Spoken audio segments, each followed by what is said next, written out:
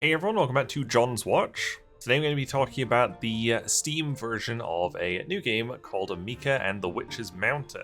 This game was released on Steam in early access on August 21st, 2024. Its regular price for the early access version is $25.99 Canadian or your regional equivalent, and it's developed by Chibig and Nook and published by Chibig. This is a fantasy adventure about an aspiring witch who delivers packages to the townspeople of a small island. Explore every cranny and soar through the sky with your magic broom. Now, to anyone familiar with the Studio Ghibli movies, that will probably sound quite familiar. This really is just a video game version of the movie Kiki's Delivery Service, which is just a wonderful movie. That's probably my second favorite Studio Ghibli movie. It's a movie I really liked, fell in love with, and so to have a video game version of it is just fantastic. This game has no actual ties to Studio Ghibli. They were just obviously very inspired by Kiki's Delivery Service and wanted to make a video game version of it, essentially. So I'd played for about an hour or so. I was enjoying the game. I thought it was good. Still a couple of things that could be worked on, but it was in early access, so that's fine. And I was planning on doing my video after about an hour or so I didn't want to play too far into it. And then I went on the store page and I looked at a couple of reviews, and they were all very positive. It's currently sitting at 100%. Wow. Quite a lot of positive reviews there. But most of the positive reviews said the main story is very short. They said on average it was taking people about 4 hours to do the main story, and then like 6 to 8 hours to do side stuff as well. And I thought, I'm an hour in, I can probably manage that. If it is that fast, then I can probably finish it up and then really give like final thoughts in this video. And so I beat the main story. I really didn't engage with any of the side stuff at all because I didn't think it was really necessary for me in order to make this video. So I just did the main story. I think I did technically one side quest out of quite a bit. And the side content is a lot of collectibles and doing literally side quest deliveries. But yeah, for the most part, didn't engage with the side stuff. Just did the main story. And it didn't take me 4 hours. It took me 2.3 hours to beat the main story of Mika and the Witch's Mountain. I don't think I went particularly quickly either. I just found it very easy to get through quite quickly. So I'll say right off the bat, if you're looking for a lot of playtime out of this game, it's not the one to go for. Like I said, it took me 2.3 hours to do the main story. In that time I got 55% of achievements. And all that's left for me to do, if I wanted to go back to it, which I don't know if I'm going to, is to do all the side deliveries and collect all the collectibles, pretty much. So like I said at the beginning, you play as Mika, the aspiring witch. She comes to town, and she climbs to the top of a mountain to meet a witch who is going to train her to be a proper witch. And the witch basically tricks her and literally kicks her off the mountaintop and down to the ground. And she goes into town.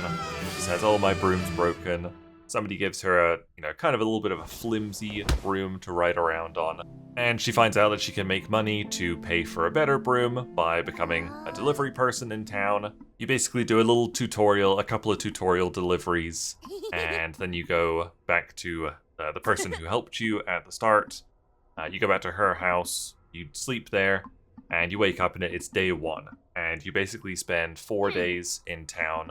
The story is 4 days, but the fourth day is just kind of the epilogue, sort of, the finale, I guess.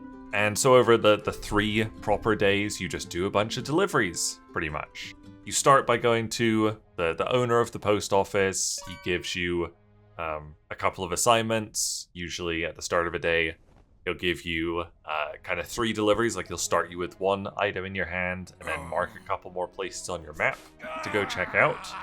And you go and deliver your parcels, you go in and find people who need things delivered. The deliveries you get have health. They basically have 1 to 3 hearts, I think was the most hearts I saw. And different packages take damage from different ways. So, for example, one of the deliveries you get is a letter, like a thank you note or something. And letters usually just have one heart, but the only way they can get damaged is by if they get wet. So if you are flying over the coast and you accidentally plunge into the water, the letter's going to be ruined, and you basically, when a delivery gets ruined, you just hold down B on your controller, and it resets that delivery to its starting point. So you can never really fail a delivery. If a package gets too damaged, you just reset it, you go pick it up, and it's back at full health. Some items are fragile. You can have like an antique vase or something, and if you bump into walls or anything too heavily, then it will take a heart of damage. And obviously the whole time you're doing these deliveries, you're riding around on a broom. At the start of the game, you don't have too many options or too many movement options. Your broom is fairly slow. You can do a little hop, kind of. When you're on your feet, you can press Y to jump. When you're on your broom, just press Y to do a little broom jump kind of thing. Just gives you a little bit more height. But then the game's, almost a bit like a Metroidvania, where each day you get a new broom, which has new abilities, and that lets you visit new parts of the island, pretty much. One of your later brooms has the ability where you can start riding these gusts of wind. You'll see them all over the island, and you can either use them to propel yourself really quickly across the ground, or you can use them to propel yourself upwards and reach new platforms and new areas. Another later ability is you can use right trigger to get a kind of dash up into the air briefly, so you get a lot more height than you would get with just the regular jump. And so you start off, moving fairly slowly, not very vertically, and by the end of the game you can really do some pretty exciting flying, mostly from unlocking these like wind gates that propel you huge distances around the island. Each new broom you get also unlocks an extra cargo space. Right at the start of the game, you can only carry one item at a time, so you're only making one delivery at a time. But later on, and especially post-game, because once you've finished the story, you can absolutely just hop back into the world and go and do all the side stuff if you want. Your post-game broom, your end-game broom, has 4 slots, so you can carry loads and loads of stuff around. Like I said, there's a ton of side content. Aside from all the storyline packages, you can also find all sorts of items out in the world. Basically, it seems like most characters will have lost 3 of a certain item. So one of the characters, and this is the only one that I actually finished, one of the characters is, I guess, like a bird farmer. You go to the ranch and there's just ostriches everywhere. She's lost 3 baby ostriches, and the ostriches are all wearing little straw hats, and they're very, very cute. And so basically you just go and find these 3 baby ostriches out in the world, you take them back, and that gives you an achievement, and just checks off those deliveries from your side quests. Throughout the island, you can also find these little shrines, I guess. When you interact with them, you just press A on them. They'll give you a new trail for your broom, just a cosmetic thing, but it's a nice little unlockable. You can also find these very small little totems, I guess, little statues of little guys. They're just little guys. There's tons of them, absolutely tons of them, and you can use those as currency to unlock new outfits for Mika. You start off with your witch's apprentice outfit. In the story, you unlock your delivery outfit, and then you can also unlock a couple more outfits from collecting these collectibles and trading them in at one of the collectible totem shops, It's an absolutely beautiful game. It runs really, really well.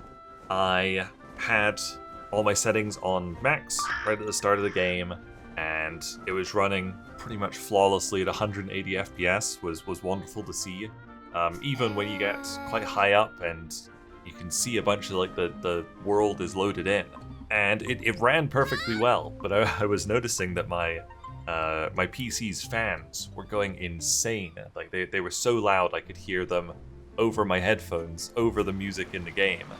And so I just turned down a couple of settings. I don't remember exactly which settings I turned down, but it still looked absolutely fantastic, and it stopped the fans going crazy.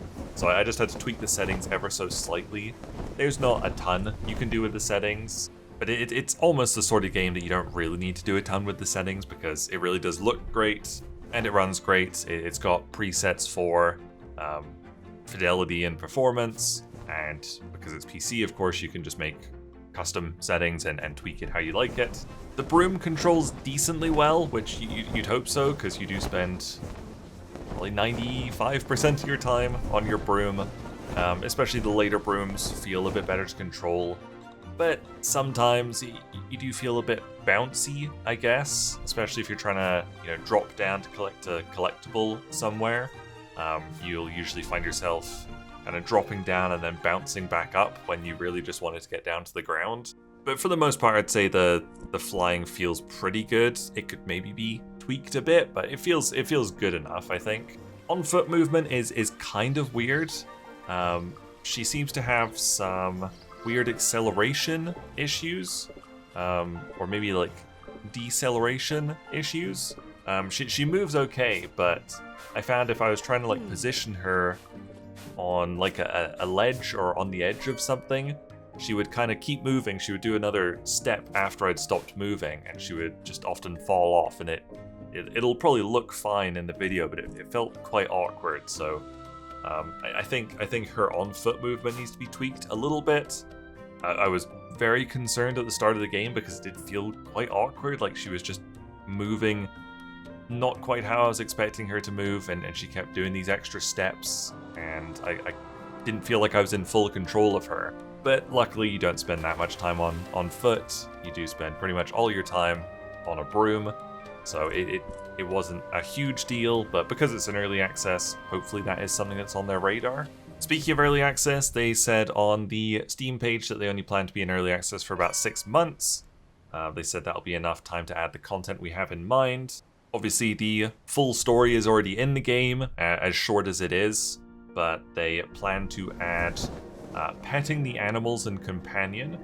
You can already pet a dog in the main town. I guess you can pet other animals. They want to add new side quests, new broom tricks, Churro Express minigame, don't know what that means, fishing minigame, new cosmetics and collectibles, that's good. That's a pretty fun thing to do in this game. More languages and dungeons. I have no idea how dungeons would work in this game, but they obviously plan on adding them. And so it's I don't mind it being in early access, that's totally fine. But it's very strange that it's in early access on Steam, but it's actually launched in full on Nintendo Switch. And obviously you're getting the same version of the game, but on Steam you know full well you're paying for an early access version, whereas on Nintendo Switch you're buying the supposedly full version, and it's obviously missing some stuff that they want to add. So just kind of strange that they decided to launch on multiple platforms at the same time while one of them is in early access.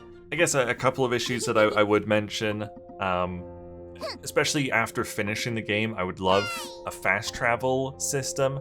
Even just, 3 or so points that you can fast travel to.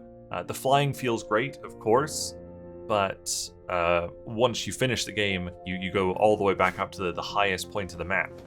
And it would just be great to be able to fast travel back to that highest point. Even if that's the only fast travel point, honestly. Or like that, the village and like the south side of the island, something like that. Would just be great, because dropping down from the highest point is fantastic, feels great, and is quite an easy way of finding where you want to go on the map. I think the only other issue is that I did notice that the music in the game is really good, really quite catchy. I had one of the tracks stuck in my head after I'd finished playing it. But there'll be several times where the music just won't kick in, and you'll just be riding around or walking around in town just in complete silence, and that's quite awkward. So they just need to tweak what triggers the music to start, I think, so it's always going, because I think that would be good. And I would also say it's absolutely how it looks. It is very cozy and wholesome. You've got a wonderful cast of characters. They've all got, some kind of issues that you have to talk through with them, because that's kind of a staple of these kinds of cozy and wholesome games. But I would say that, you know, absolutely does not overstay its welcome. It's decently priced, maybe a little bit expensive for how short it is. I did see a couple of reviews who played like 4.5 hours and they'd 100%ed it. So it is very, very short, but they are planning on adding more content. It's not going to be in early access for very long, half a year. I feel like you could probably afford to just wait for it to launch out of early access and take a look at it then, if it appeals to you. That was my review of Mika and the Witch's Mountain. Thank you guys very much for watching. Make sure you leave a like and subscribe if you enjoyed this video, and I'll see you guys later. Bye!